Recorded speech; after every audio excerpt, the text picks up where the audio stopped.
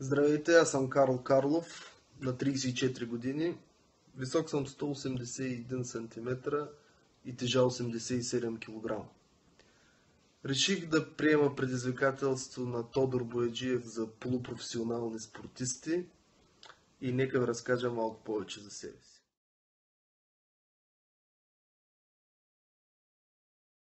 Първото от Ямбол, както споменах, за мен други полупрофесионалисти от други градове няма.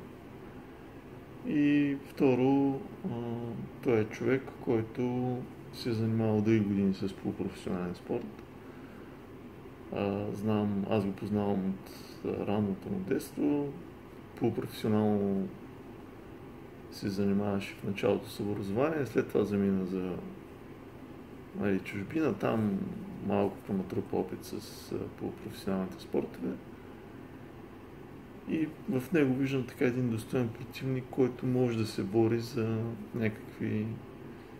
с мен и за постигане на някакви полупрофесионални цели, които всъщност са никакви.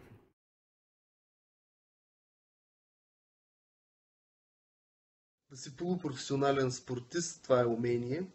Това е изкуството да плуваш сам, а да завършиш втори. Да си полупрофесионалист, това означава да не си печелил никога някакво състезание или да си получавал някакви облаги, материални най-вече от него.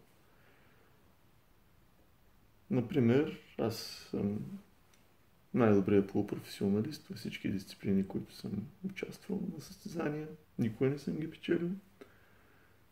И съответно, аз съм един такъв критерий под мене с всички полупрофесионалисти. Над мене са професионалисти. Винаги така се случва, не знам защо.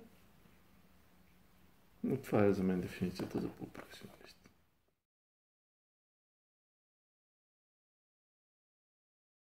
Ще спомена само две имена. Цветан Цветанов на първо място и Веселин Маринов. И двамата гениални полупрофесионални спортисти. Само мога да се надявам един ден да бъда като тях. Които аз черпя своята енергия от тях. Това са, например, Георги Павлов, екоавтомобилен състезател. Той си е професионалист, но аз го слагам в категорията полупрофесионалисти. Също така, друг много голям полупрофесионалист, отново от Ямбол, защото аз други спортисти от други градове не признавам. Това е за мен е Дръжето. Той е един истински полупрофесионален спортист. Колездач Емил Карлов, много, много добър полупрофесионалист. И парапланирист, не мога да твърдя, защото няма по-добър от мен всъщност, така че там.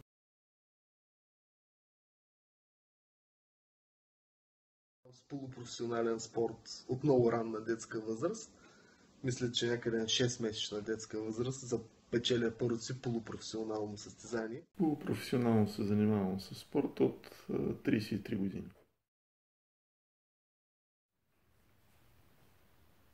На 33. Са ми различни. Това е полупрофесионален медал от Витоша 100 за завършването ми, съответно нямам място. Това са от някакви тичания.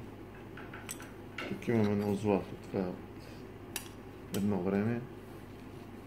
Имам от съвсем скоро ще имам от Софийския маратон, полумаратон тича, защото съм полупрофесионалист, не мога цяло да изтичам. Това е трилбат.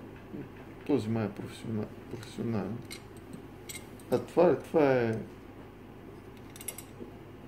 не е медал, това е орден 9 септември. Виждате част от моите отличия. Малка, бих добавил. Очаквайте включвания и моите победи на Тодор Бояджиев.